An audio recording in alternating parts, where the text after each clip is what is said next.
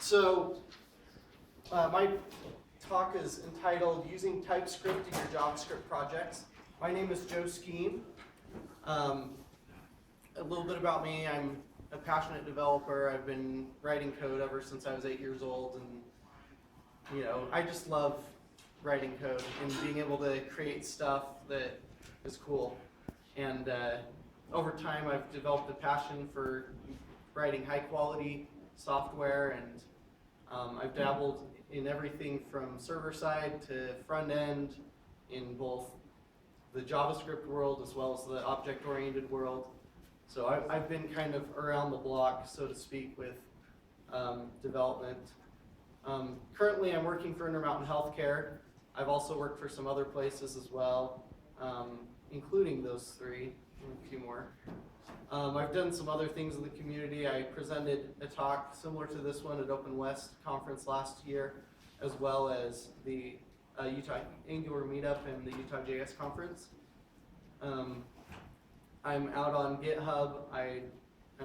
Last time I checked, I was in the top 100 contributors to Definitely Typed, which we'll talk about a little bit later.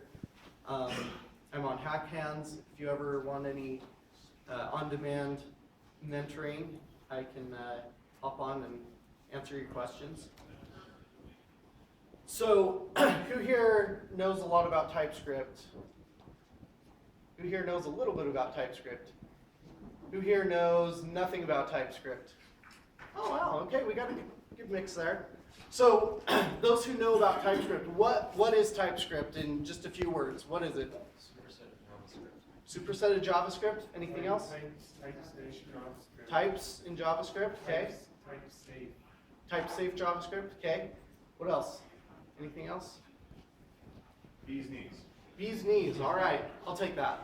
So, who here has worked a lot with JavaScript before? Probably a lot of people. It doesn't actually matter what programming language your main focus is on. It seems that no matter what, you end up having to write JavaScript sooner or later. Because it's the language of the web, and the web is everywhere. So, so there are some things about TypeScript. It's an open source language. It's a superset of JavaScript. It adds in some ECMAScript 6 and beyond features into JavaScript. It adds optional static typing. But for the purposes of this discussion today, I'd like you to think about TypeScript as this. It's a productivity tool. It's built to help you write better JavaScript, okay? And what do I mean by that? So, well, first off, a lot of people that have done JavaScript are like, wait. We don't need no stinking types in JavaScript. That's the great thing about it. It's all dynamic and loosey-goosey, and you can do whatever you want. Well, I have some news that might shock some of you, and that is that there's already types in JavaScript. What? Right? Well, so the thing is, there are types in JavaScript, but those types, like Boolean, number, string, object, undefined, you can get those by doing type of, right, in JavaScript. But there's no way for you to express your intention of what those types should be in the language itself. So TypeScript provides a way to express your intentions of how your code should be used. And so at compile time, or at design coding time, you get a lot more feedback about your code. One of the big problems with JavaScript is because it's so dynamic, a lot of the tooling has kind of lagged behind some of the other languages. If you've done any development with .NET or Java or other such really strictly type-safe languages, you're very used to having stuff like IntelliSense, autocompletion, safe refactorings, and stuff like that. In JavaScript, you just don't get any of that. And so as a result, because of the dynamic nature, it's really hard to build tools that understand your code and what you're trying to do with it, and give you warnings when maybe some things aren't going to be going the way you think they will, especially as you get bigger and bigger projects. So I'm hoping that the sound here works. Let's see. Oh no, the sound doesn't work. So this is basically a clip from the the Microsoft Build Conference last year, where basically the AngularJS people who are from Google came to speak at the Microsoft Build Conference and tell everyone why they thought that TypeScript was awesome and why they decided to build Angular 2 with it.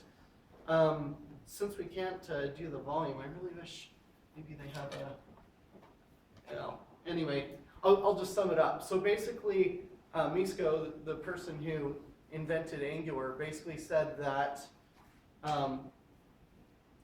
that TypeScript allows you to have names for things in your code and being able to communicate those names across your code and have the tools understand those things, which also helps when you're bringing new people onto the project. If you have a really big application, it's a lot easier to adjust it if you have names for things and if you can kind of break it apart and have the tools understand it.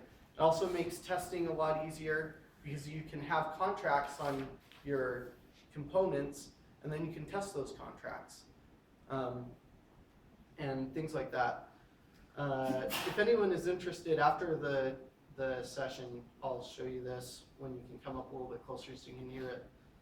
Oops, hold on. We're not quite to the end of this presentation yet. Okay. Okay, so as I said, sometimes your JavaScript projects start small. You might, create a website or create a Node app that's, maybe 10, 15, 20 lines of code to start. At that size, you really don't need TypeScript that much because you can see everything that's going on. You understand everything that's going on. But sometimes what happens is your projects start small and then they kind of grow up. And suddenly, before you know it, they're unmanageable and they start taking over. I know a lot of JavaScript developers that when they get a really big JavaScript app, you stop doing things like renaming stuff because if you have like a very common name like ID in your code and you want to rename it to like person ID, oh well crap, I've got ID all over the place, but it means different things in different places. How do I make sure that I'm not messing that up? So things like that end up getting kind of just shoveled away and your code gets bigger and bigger and uglier and no one likes that. Another great thing about TypeScript and a reason why I like this as opposed to some of the alternatives to TypeScript is that it has a very low barrier to entry. So I can show you just a quick example here. Well, let's start here. So this is Sublime Text here. I'm sure you probably all have been exposed to that at some point. If you have this JavaScript document, it's very, very simple. If you try to get auto-completion at this point, you kind of get like, okay, it basically picks up every identifier or word or whatever in the entire file and gives it to you as an option. It doesn't necessarily give you the right options to give you an informed decision. If we go to something like IntelliJ here, you get kind of the opposite experience. So you have X dot and you try to get auto-completion. What you get is several thousands of options of every single possible thing you could ever type for auto-completion. And that's kind of not very useful either. Here I have Visual Studio Code. You actually do get really good auto-completion. The reason why you do is because under the hood it's using TypeScript. It's inferring the types and it's giving you suggestions based on those type inferences. But let's just go and see this sample JavaScript file here. I want to show you how easy it is to get started with TypeScript here. All you have to do is you have to rename this file from sample.js to sample.ts. And boom, whoa, suddenly I'm getting red squigglies. Well, why is that? Because I've got a sort by name that takes one parameter and it's saying, well, you don't have any parameters there, or you have too many parameters there. Okay, so here I can express now, I want this to be a number. And then it says, oh wait, those things aren't numbers. Well, in this case, what I really intend to do is I'm going to be passing it an array, and that array is going to have objects inside of it that have a name property that's a string. Okay, so now this is really what I'm intending to do is this function here. You can see, I'm sorting it, I'm getting the name here, so it needs to be there. So all of these things are completely invalid. And you never would have known until you turned on this stuff. Now I get this error here, local compare. Oh, whoops. This is supposed to be a string here. So this is all the stuff I can do with the string. Locale compare. Oh, not local compare, locale compare. Now I'm fixed. I've just fixed all these bugs in my code. Now this is a really, really tiny example, and you can just say, you could look at that and be like, oh yeah, I could totally tell all those bugs just by looking at it. But if this was embedded in a huge application, the benefit you get from the type checking really starts to add up. Okay, so yeah, as I said, low barrier to entry. All you have to do is rename from .js to .ts and use it in an editor that can understand TypeScript, which most of them can nowadays, and you get all that. So here's some of the tools that use TypeScript. Today I'm doing most of my demos in Visual Studio Code. Who here's heard of Visual Studio Code or VS Code? Most of you. It's a great tool. I've been using it at work for over a year now, or about a year now, and it's been really, really good. It's built using TypeScript, and it understands your code really, really well if you're doing web development or Node.js development. But then there's all these other things that you can get plugins for, or Visual Studio supports it natively. Okay, and then the other great benefit to TypeScript is, so we do have things like the locale compare here, and that's part of the base JavaScript library, right? But what do you do when you need to use like JQuery or Angular or Node or whatever package that nobody's ever heard of? How do you use TypeScript with that? The answer there is there's this community called Definitely Typed. That the purpose of that is if there's a library out there, a JavaScript library that is not written in TypeScript or doesn't expose their own type definitions, there's a place here that the community's gone together and written type definitions for it. They basically coded the external API of these libraries so that you get the auto-completion as well as the documentation right in your editor as you're typing. I can show you an example of that here.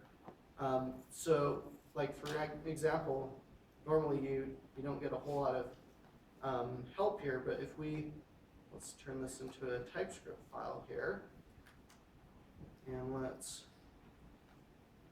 going to add a reference to the typings .ts. I've downloaded those typings from Definitely Typed already, and so now what I get, oh look at that.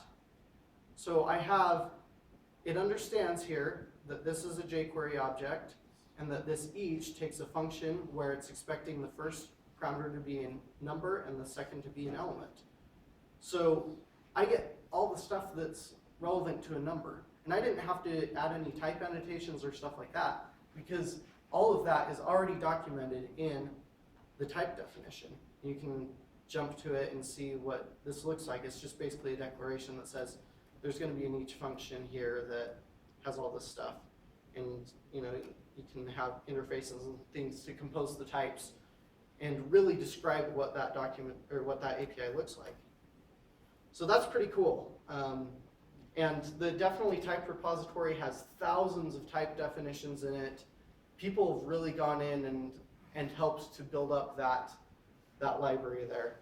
And I've contributed some of my own as well.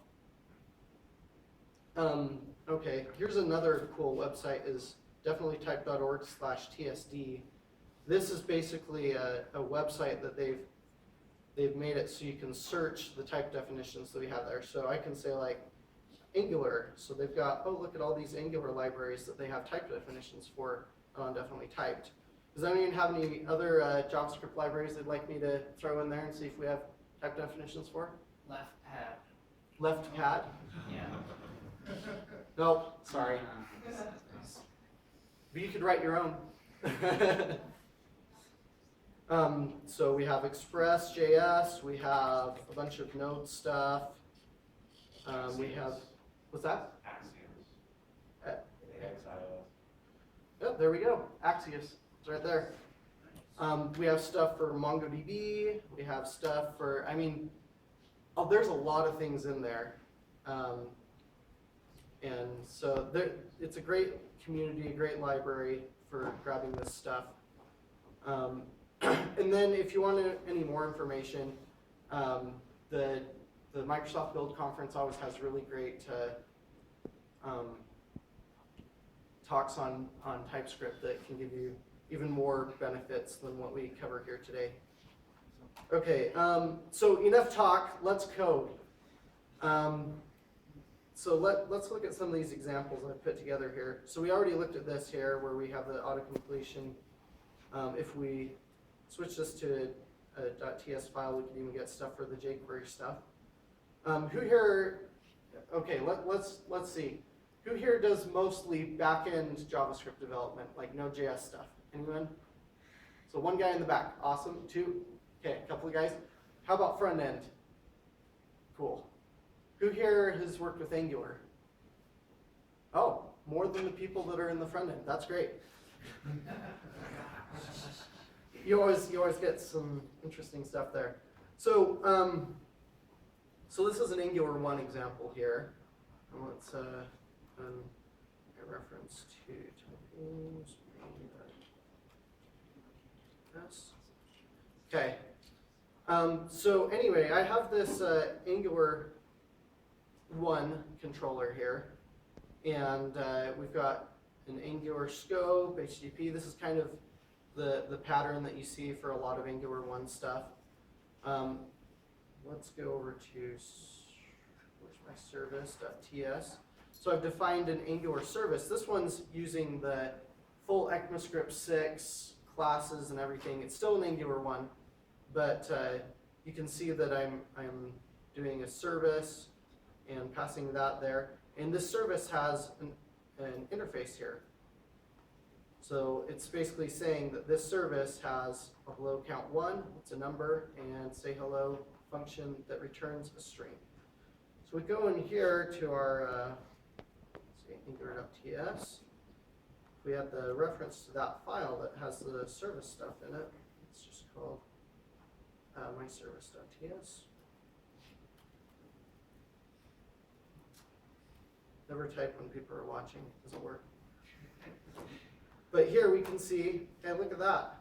So we have typings for our own stuff here. And all I had to really do there, I didn't have to go all full board ECMAScript 6 here.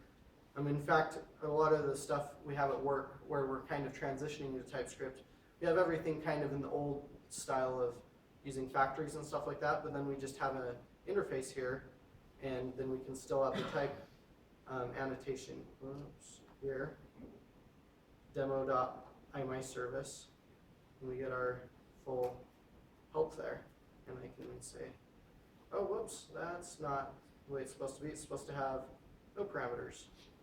And the other cool thing is you can add in stuff like, if I want to put some documentation on here because this is the number of times someone said hello, right?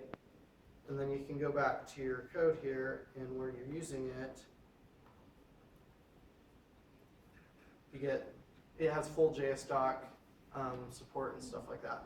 So that's pretty cool. And you get a really awesome tooling experience that you're not used to having as a JavaScript developer. So one thing I'd love to show you guys really quick here. Let's see if I can find it. So here, where we have the locale compare,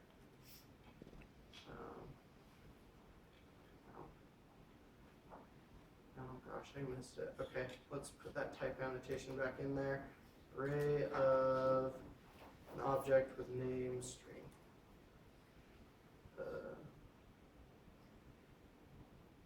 Okay, so that's kind of interesting. Why is it not giving me? Oh, because I did it. Okay. So you can actually jump to definition on stuff that's even built into JavaScript.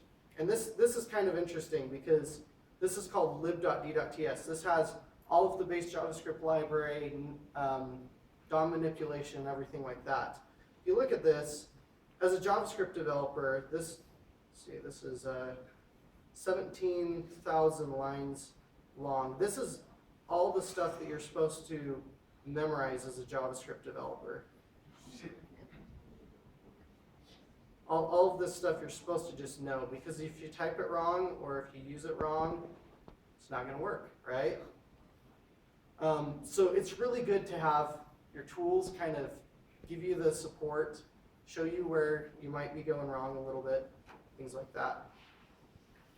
Okay, let's jump over to the Node.js side for a second here. This is a very simple and kind of dumb server here. All it does is it'll parse the request and it'll basically output the path onto the page. Otherwise, it will just say no message if there's no path. So I'm just going to go ahead and run this. So the great thing about TypeScript is when you compile it, you can say that I want to include source maps. And so when you're debugging, whether it's in the browser or whether it's Node, you can be able to see the debugging context in your TypeScript code rather than having to debug the JavaScript side. So I'm going to go ahead and I'm going to run this. Okay, so we hop over to our Node example here. Sample.ts. So I have a breakpoint here that's inside basically the callback for whenever we get a request. So I'm going to go over to my web browser here and go to localhost 4321. And I'm just going to put hello world into the path there. Oh, look, I hit the breakpoint. And so here I can see here I've got url.parse. Oh, there's the request. It was a get. Let's see. All this other stuff. I've got URL. Cool. And then, so if I want to step through this, I can do that. You'll notice this is the TypeScript, even though what it's running is this JavaScript that I've transpiled and turned into JavaScript. So this is what's running, but it has this source map here that maps it back to here. Oops, back to here so that you can see exactly what's going on here in the code that you wrote. And then let's run that. Okay, we come back here and whoops, hello world. So pretty cool. So the one thing that I really like about TypeScript, so there's other options out there. Full disclosure, right? So there's things like Dart, there's things like CoffeeScript, and Babel. These are all things that will transpile to JavaScript. The one thing I really like about TypeScript, well, there's two things, is number one, is it stays kind of true to JavaScript, right? All valid JavaScript is also valid TypeScript. And even if you have compile errors, it'll still output the JavaScript for you. Unless you decide not to. You can set that in the compiler. But it stays basically as close to the JavaScript syntax as possible. It uses some of the new ECMAScript 6 and some of the proposed ECMAScript 7 standards. It adds its own type annotation thing that kind of is based off of some of the other things like ActionScript, how they did it, and things like that. But it's very close to what you're expecting as a JavaScript developer. The other thing is when it outputs the JavaScript, this is very, very similar to what I had on the other side. In this instance, I'm actually compiling it to ECMAScript 6. So it's actually even more similar here. But if I go here and I can change it to ES5, and I built this, okay. Now if I go back to node sample.js, you'll see, we're not doing const anymore, we're doing var, we've got functions. It's very easy to choose which level of JavaScript you're going to support, which is really great for if you're doing browser-side stuff and you want to use ECMAScript 6, you can say, I need to support Internet Explorer 8 that needs ECMAScript 3. Well, you can go in and say, well, whoops, I actually want ES3. Hopefully none of you are in the unfortunate circumstance of having to support IE8. Just saying. But you can do it, and it will happily transpile it down. There are some features of TypeScript that only work in certain target outputs, but most of them will compile just fine down to whatever level you need, which gives you the flexibility of being able to write in code that is easier to read, easier to understand, and is more future-proofed, so you don't have to, stay in ECMAScript 5 until all the browsers support it, and then you go and rewrite everything in ECMAScript 6. You can start with that, and you can down transpile, and then when you want to, you can just change that switch to ES6 or ES 2015. I think those two basically output the same thing right now. And then you can do things like module bundling.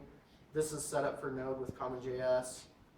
And there's a bunch of other options. I don't know if, so I'm not getting a lot of options right now.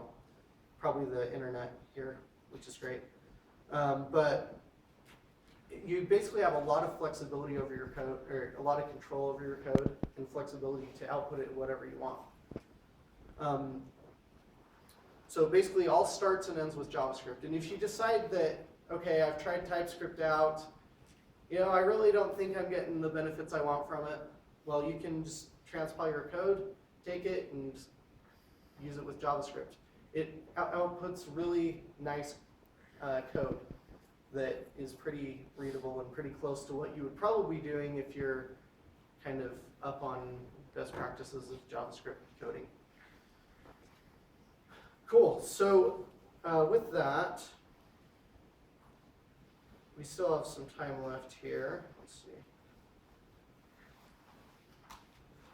So what questions do people have about TypeScript or things that they'd like to see with TypeScript? Yeah?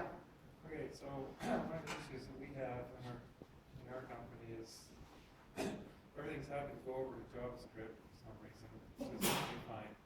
But we're saying, well, we'd like to use TypeScript. Well, why? Well, because, all the reasons you mentioned and such.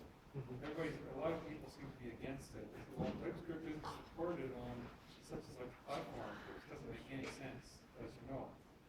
What kind of justifications should we start leading to the VPs, the directors, and all the people that hate TypeScript because it's a Microsoft product, which of course it's not. Right. Well, it started at Microsoft, but one thing you can say is that Google likes it so much that they stopped working on their own language at Script and have kind of lessened their work on Dart because they believe in TypeScript more. But then they can say, yeah, well, Google's.go. There's always going to be another language. The great thing about TypeScript as opposed to some of those other options is it really helps with your tooling experience. And what that really says to the people who are making the decisions is you're going to have much better code maintainability because when you have new people on the project down the line, it's going to take them a lot less time to get up to speed on the project. Yeah, and that's kind of the justifications that we've had. Plus, we've got Right. support ECMA 5, we've got support ECMA 6. We want to do Right, ECMA 2015. and all you have to do is change the compiler flag. That's You got exactly it. Just change that, you're Yep. guaranteed. Some of the things that the feedback has come back says, yeah, well, we don't trust the code that it generates because it's Microsoft. Right.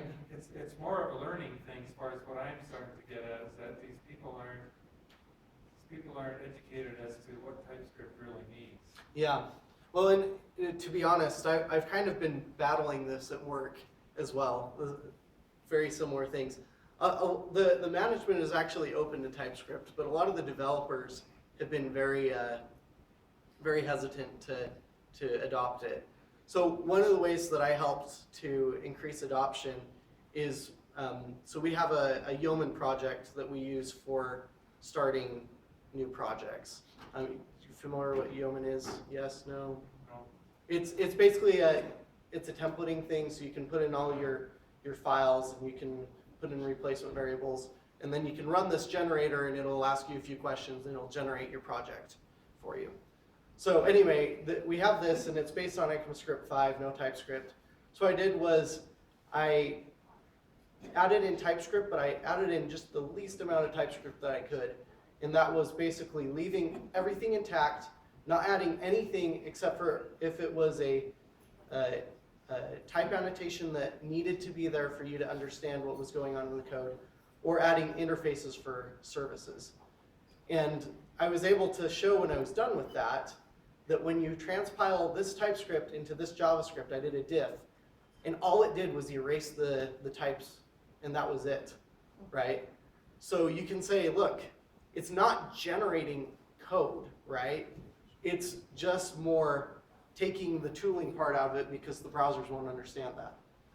Right, So it enforces type safety as well as you mhm. showed with the methods that require these. You've got to add code in there, which is going to fail somewhere, Right. and JavaScript just lets it go. Yep. Whereas And TypeScript is going to generate code that fails. right. Well, so that is one thing that you do have to understand is that TypeScript doesn't exist at runtime, only at Right. coding time. So, I mean, at runtime, you could, in theory, have whatever stuff being sent in there. And if you aren't coding it well, then yeah, you are going to have problems. But if you control the entire ecosystem of it, and it's all in TypeScript, and you're pretty much guaranteed that you won't have as many of those problems, as long as you are typing things correctly. In fact, at work, we have on my project, we have a Java backend with a Angular front end. And I don't really do Java that much. I mean, I can do it, but it's not where I love to be. But what I did was I found they had a Java package that had all of the model objects they were using for the REST API. And so what I did was I created a tool that would go through all of those packages and generate TypeScript interfaces for them. And so now what I have is whenever I call the server, I know exactly what I'm getting back. And it's part of the build process as well. So whenever they change any of the DTOs, it will automatically be like, whoa, you're using a field that's not there anymore, or things like that. It saves me a ton of time when it comes to bug fixes and things like that. I can't even stress how much time I've saved by doing the typing. On the front end, a lot of times people are like, well, so you got the JavaScript, then you have extra syntax on top of that. Sounds like I'm going to be spending more time typing, more time coding, but really the time that you save on the other side it's hard to count. It's really, really a time saver. Yeah. So if I want to add TypeScript to a project, like, what do I need to?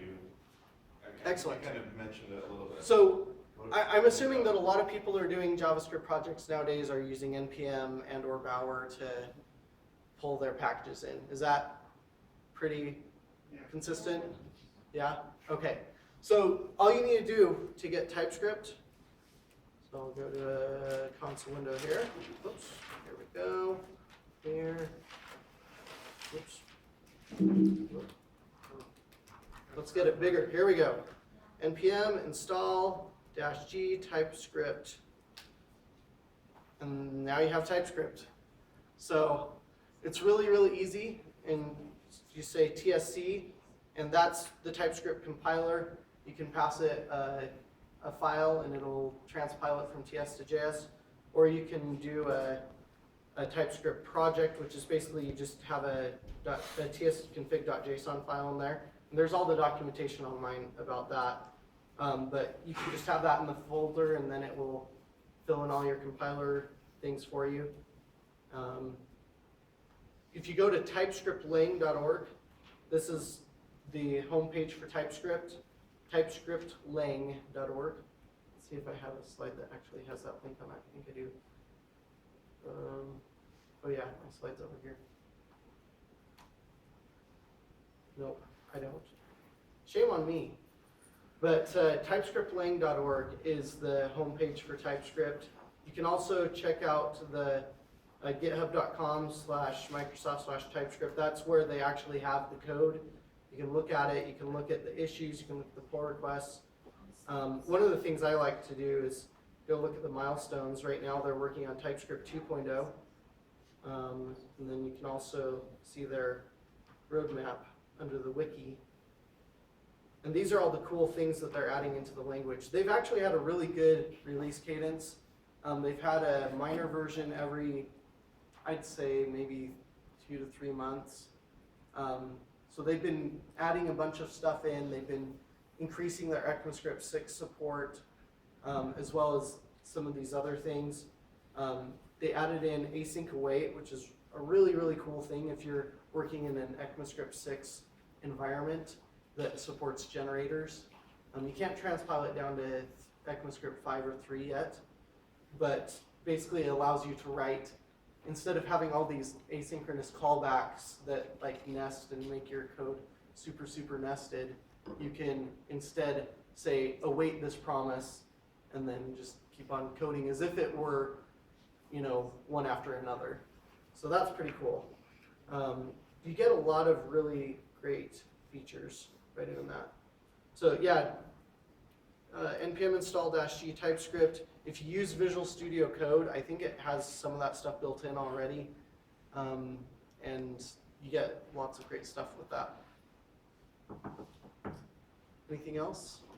Did I finish answering your question? I mean, it's, Yeah, I can't tell you exactly how to convince like people to do the it, same but kind of fun that we're having to go through, and we're almost at the point, 3 of us are going, you know what, we're just gonna try to sneak it in. yeah. And then on certain pieces, like you were saying, like interface-based stuff, and say, Mhm. okay, we did this, and here's what we got, ask for forgiveness, not permission. Yeah. And then they go, wow, it produces really good code, and then. Yeah, move forward in from my there. experience, when managers are determining what technology specifically you're using, especially when it's based off of the technology you're already using, if they have a big problem with that, usually it's kind of like, do you really know what's going on day to day? But Let's thing is, see, our group is coming from C#. oh yeah, then that's really And then great. we don't want to jump into the mess of the JavaScript and stuff. Not that JavaScript is a mess. It depends on the Right. developers. It can be a But mess. our code base is not pretty when we come Mhm. from C# down and look at this stuff. We're going, we got to fix this. Well, got yeah, technical debt. And coming from, I mean, so I used to be a .NET developer when I was hired on to Intermountain Healthcare. Then they shut down that project and put me on a web project. And oh man, that was a hard day for me when I was told that, you know, I was not going to be able to use any of my expertise in .NET and I was going to be thrown in this web world. I used to do web all a long time ago. I quit web because it get kind of messy. Yeah, I blame myself for that. A lot of the code I wrote back then was really, really awful. But when I came back to web development and when I started looking into TypeScript, I realized the power and the benefits of it, and it just has really made it a really much better transition for me to go to web development, and also kind of helps me be a better full stack developer, which is a really big benefit. If you already have .NET talent, TypeScript's a really good way to do web. Yeah. So building on top of your question, so at my company we use TypeScript heavily, and one of the biggest factors for going to TypeScript is one of our developers actually determined how many hours he spent looking through trying to figure out JavaScript bugs without TypeScript. Then in TypeScript, he was able to figure them out, you know, X faster. And when you take all of our salaries and then you say, you know, we're wasting this amount of time trying to find these, whereas TypeScript will tell us instantly where we've screwed up, management was like, you can save us that much money, go ahead, right? Especially if it's really not a huge learning curve like Joe is saying. It's if you're a .NET developer, you know how type languages work. If you're a JavaScript developer, you know how JavaScript works, right? It's not difficult to mesh the two. It's really a very low barrier to entry. I hate web development, and I was able to do it fairly simply, you know, and having that along with, you have all your, you know, tests in TypeScript as well, then you know your tests are going to run correctly, you know that your code is going to work correctly, and that has saved us multitudes of hours. We have some old code that's not in TypeScript, and we spend hours and hours trying to figure that out. We're trying to convert it over to TypeScript now because the new code we rarely have problems with. Well, we loosely ported JavaScript to C#. And we found a ton of bugs in JavaScript and we sent it back to the JavaScript groups as the bugs. So that right there proves your point is if they would jump into TypeScript straight away, they would find a lot of bugs themselves in JavaScript probably and move on from there. Yeah, in fact, when I was introducing the minimal TypeScript into the generator project we use at work, I found a lot of bugs that have been there for a very long time. And the only reason they haven't been discovered is because they're like border cases. Like when this error dialog comes up that never comes up, oh, whoops, it's not going to work because it's, you know, doing some crazy stuff that doesn't actually exist. So, I mean, a lot of people who are against TypeScript are always like, well, JavaScript's meant to be all dynamic and everything like that. But when you really think about it, it really does come down to, at runtime, you have an object, it either has this property or this function or it doesn't, right? You can't just say like, I'm gonna call some random function on an object that doesn't have that function. You're gonna have type errors, right?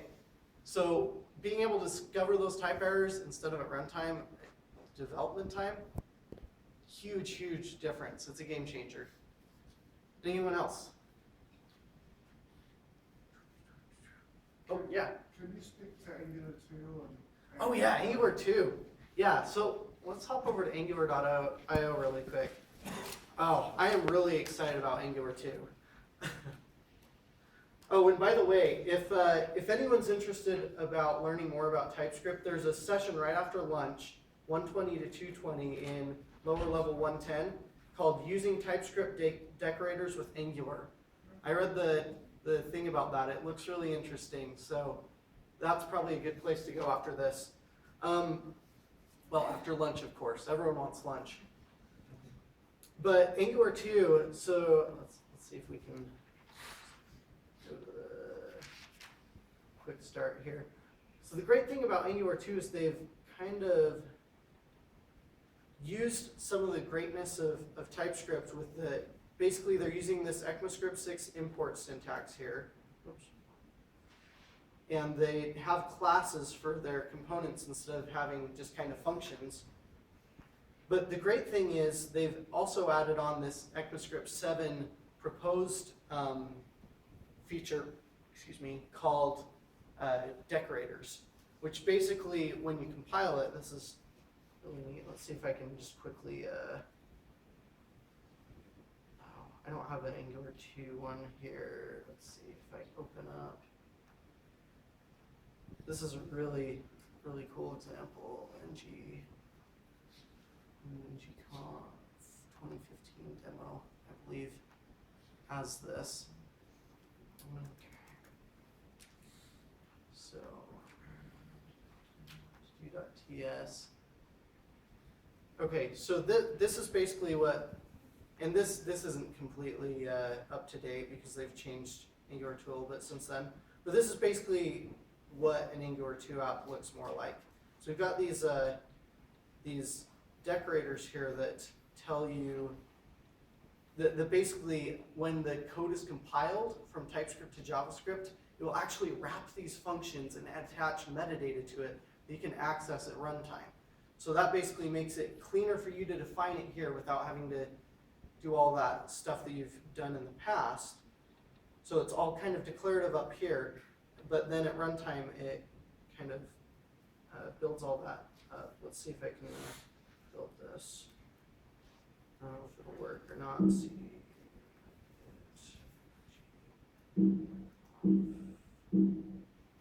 Uh-oh. ngconf 2015 demo. Okay, there we go. And I think as a tsconfig.json, yep, so I should just be able to say -p, this here, typings, okay. So ts install. Okay, now let's see if it works. Okay, cool. Let's see if it worked. So this is one of the rare occasions where they actually add more code to your code, is when they're doing the decorators.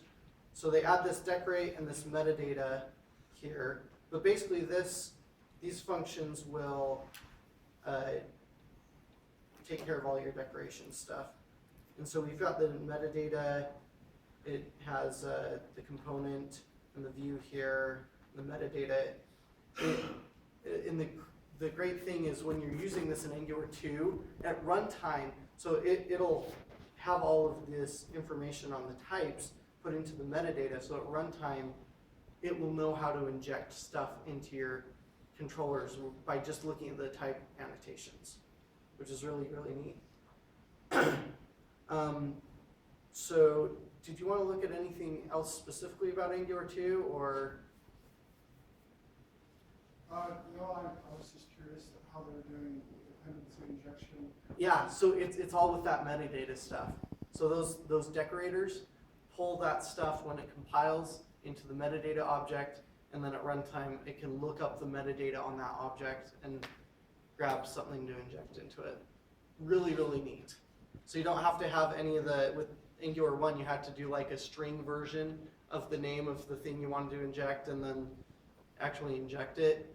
Or, you know, if you minify your code, it would mess it up, so you'd have to have a string version and then everything like that. This way it doesn't have to do that because it uses the type annotations.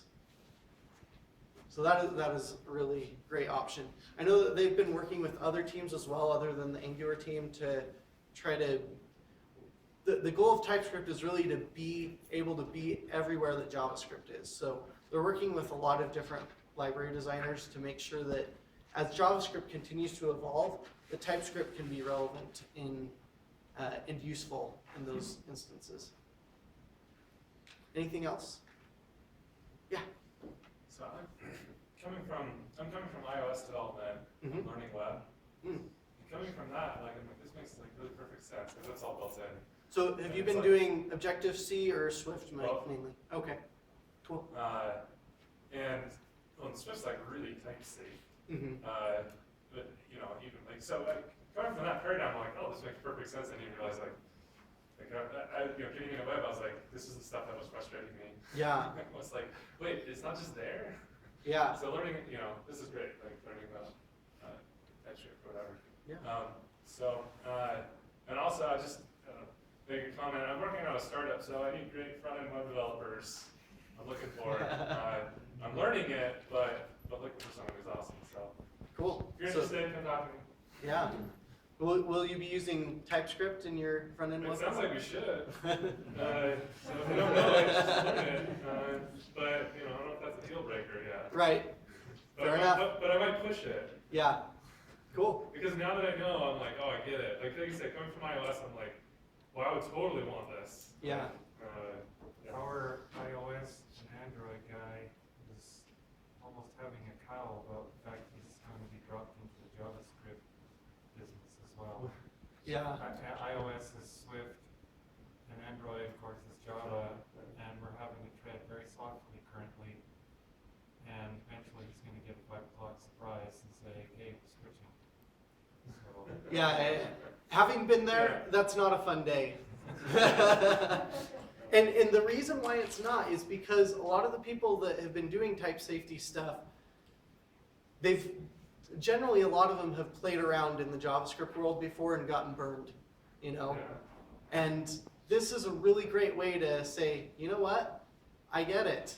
The web isn't perfect. The web isn't exactly what you want, but this is a way to make things better, or begin to make things better.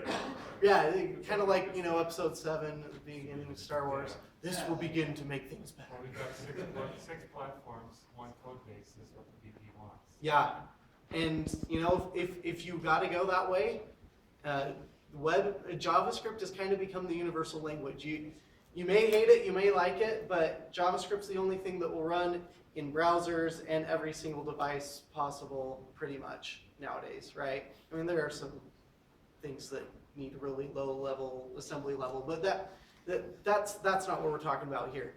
JavaScript has really become a universal language. Even things like applets and Silverlight and stuff are going away. Flash is going away. JavaScript is king. And you know, whether or not you want to work in JavaScript every day, you're going to have to deal with it sooner or later. That's just kind of the world we live in today. And so TypeScript really helps with that. Anything else? I think we're getting pretty close on time. We got 12 minutes until lunch. And I'm not averse to letting out a little bit early so you guys can go get your Jason's Deli. But I'd like to talk, any other questions or concerns or things you want to see. I know I haven't covered everything. Yeah? Could I see some examples of TypeScript with testing? With testing. Okay. Let me pull up.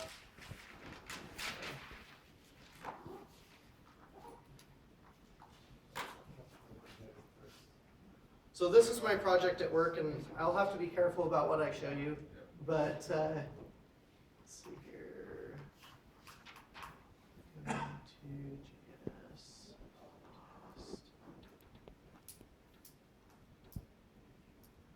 So like I'm using. Let's see. .spec. Yeah, let's look at something like this. So right here I'm using Jasmine for my testing, and I'm able to, because I have the typings, I can use all of these type annotations to make sure I'm setting up my tests the right way. And, having lambdas is just kind of nice. Sometimes I have to cast things because I don't want to new up an actual object because I'm doing mocks or things like that, stubs. But I mean, it's pretty similar to how you do things in the JavaScript world. You just get to use the ECMAScript 6 fun stuff, the lambda expressions, constants, and you get to use type annotations so that the great thing is here I can put my type annotations here so that when I'm doing my tests, I'm making sure that I'm doing things according to the actual contract of the service and stuff like that. So those are all the things that I have on that service, and yeah, so that it makes it a lot easier here. And like when I'm saying expect, and then I have all of these different to be falsy, disabled, to close to, checked. I was really when I was dropped into the web world this go around in Intermountain, I hadn't really done testing in JavaScript before, and this made it so that I could write my tests really, really fast without having to be constantly reading up on the APIs, because all the documentation's right there, and all I had to do was just choose what was correct for that. Yeah? So do you like the IntelliSense here in Visual Studios or IntelliJ better? So I used IntelliJ for a little bit with TypeScript. I eventually got away from it because, well, two reasons.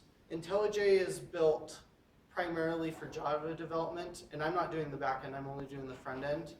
And so what it was doing was it was loading all of the project, and it was taking up tons of memory, and it was taking really long to load, and sometimes it would be doing stuff in the background, and I'm like, dude, just lay off that. I'm just trying to get this one thing done, right? I kind of feel like IDEs can sometimes be a little too bloated. And don't get me wrong, I like IntelliJ, it's a great tool. I think that the folks at JetBrains are awesome. I love ReSharper. But when it comes to focused, simple web development, Visual Studio Code has been my tool of choice. If you run the TSC in the old way of thinking, TSR way, you can have it run just running in the background.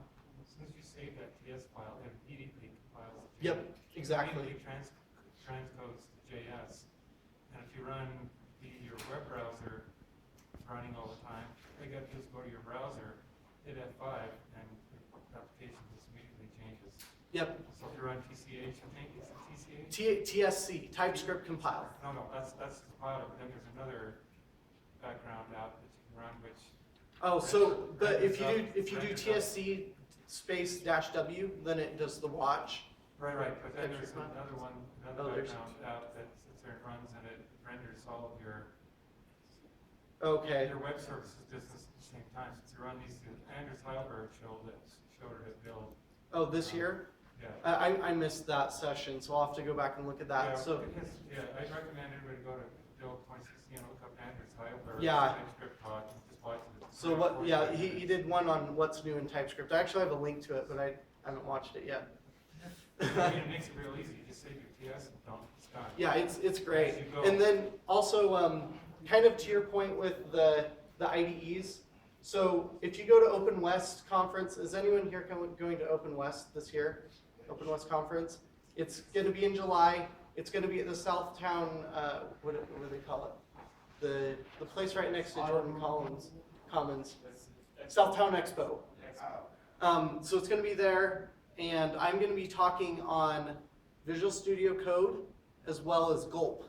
So if you're interested in those things, then come and I can tell you some more about that. Called Open West. At Open West this July. Any other questions? All right, well, thank you very much for listening to me, and I hope you guys have a wonderful lunch and a great day.